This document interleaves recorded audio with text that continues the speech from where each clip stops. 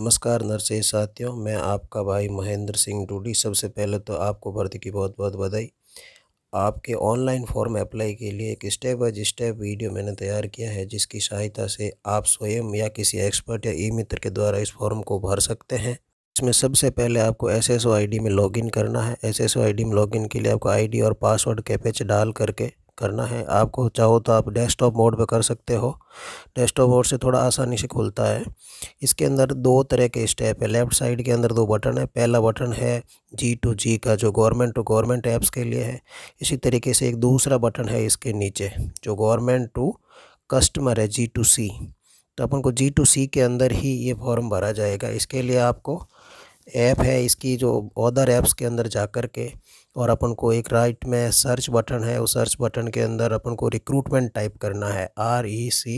Recruitment type करेंगे तो recruitment आ जाएगा। इसके रिक्रूटमेंट पोर्टल को जैसे ही अपन क्लिक करते हैं तो उसके अंदर आगे अपनी भर्ती की विज्ञप्ति दिखाई देगी, ये वाली, जिसके अंदर कंपाउंडर नर्स जूनियर ग्रेड की है। और इसके अंदर अप्लाई नाउ जो बटन है उससे शुरू होगा। लेकिन उससे पहले हमारे को वन टाइम रजिस्ट्रेशन करवाना पड़ेगा, जो कि अपने जन आधार और आधार से OTP के द्वारा होता है। यदि पहले से करवाया हुआ है तो बढ़िया है। फिर इसके अंदर एक पेमेंट करना पड़ता है 400 और 600 रुपये का। तो मैंने पेमेंट करके इसको ओके किया है। OBC के लिए और कैटेगरी के लिए 410 रुपये का है, और दूसरों के लिए 610 रुपये का। आप इसके पेमेंट की रसीद ले सकते हैं। यहाँ से आपको रसीद मिल जाएगी, उसका प्रिंट आउट मिल जाएगा। ये एक तरीके से इस पूरे फॉर्म भरने का जो पहला पार्ट है वो है। अब असली चीज़ अब शुरू होगी। अब अपन वापस अप्लाई नाउ पे जाएंगे, और अप्लाई नाउ में दो कैटेगरी, एक TSP की, नॉन TSP की। जैसे मैं नॉन TSP हूँ, तो नॉन TSP के अंदर के कुल 4 भाग है। उसके अंदर सबसे पहला भाग है वो बेसिक डिटेल है, उसके बाद में पर्सनल डिटेल है, फिर आपकी क्वालिफ़िकेशन है, और फिर बाद में फ़ोटो और सिग्नेचर अपलोड का पार्ट है। तो जो बेसिक डिटेल है उसके अंदर आधा भाग भरा हुआ आएगा, और कुछ भाग अपन को इसके अंदर भरना पड़ेगा। जैसे जैसे स्टेप बाय स्टेप ये मांगता है, अपन को भरते जाना है।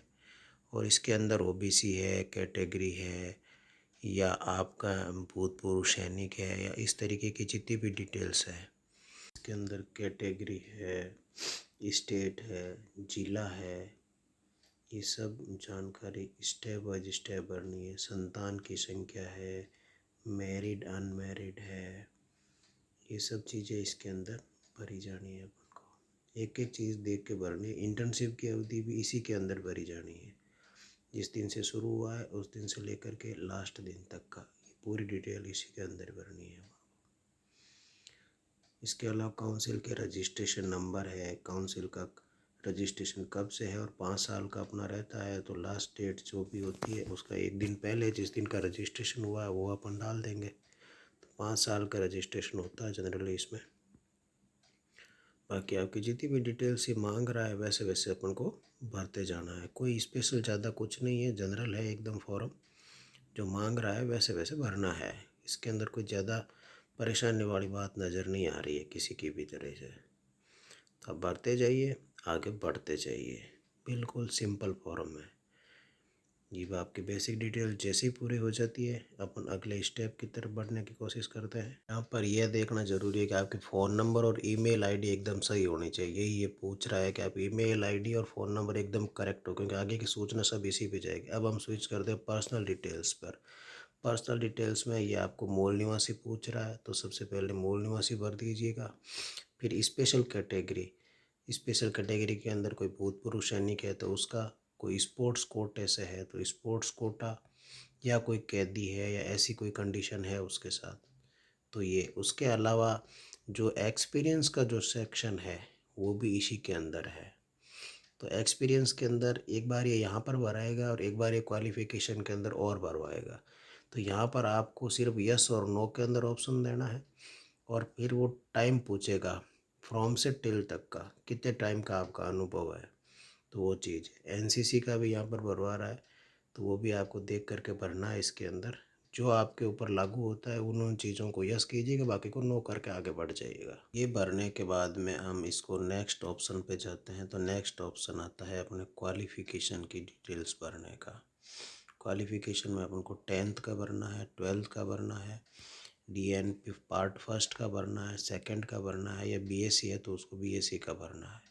इसके बाद में एक इम्पोर्टेंट सेक्शन है इसका, वो है इसका अनुभव का। जिन लोगों के पास में अनुभव है तो वो स्टेप बाय स्टेप अनुभव को यस करके और वो भरना है। अनुभव किसका लिया हुआ, ये जैसे जैसे डिटेल पूछ रहा है वो अपन को इसको भरते जाना है।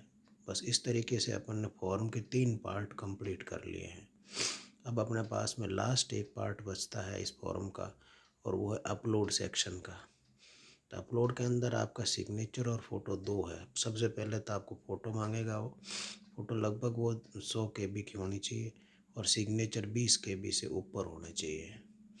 तो इस तरीके से आप 100 KB की फ़ोटो और 20 KB की सिग्नेचर अपलोड कर लीजिएगा। ये जैसे ही होता है तो आपके 4 पार्ट पूरे कंप्लीट हो जाते हैं। फीस आपकी भरी हुई है, कोई समस्या नहीं है। रिमार्क हो तो ठीक, नहीं हो तो कोई बात नहीं, चलेगा। अपन आगे बढ़ते हैं। तो ये थोड़ी देर तक वेट का इंतज़ार करेगा, तो उसके बाद में एक प्रीव्यू खुलेगा फॉर्म का। प्रीव्यू के अंदर एक बार आप पूरी डिटेल्स चेक कर लीजिए कि जो आपने भरा है वो एकदम करेक्ट है कि नहीं है। उसके बाद में नीचे एक घोषणा है, उसके अंदर टिक मार्क करना है। फिर सीधा नीचे जाना है, नीचे जा कर के और आपके पास में 2 ऑप्शन है, अपडेट का और फाइनल सबमिट का। आप जैसे फाइनल सबमिट पे क्लिक करते हैं तो फॉर्म आपका पूरा भर जाएगा। उससे पहले ये पूछ रहा है कि जो सूचना भरी है वो सब कुछ सही है, तो आप टिक मार्क कीजिए सही है तो।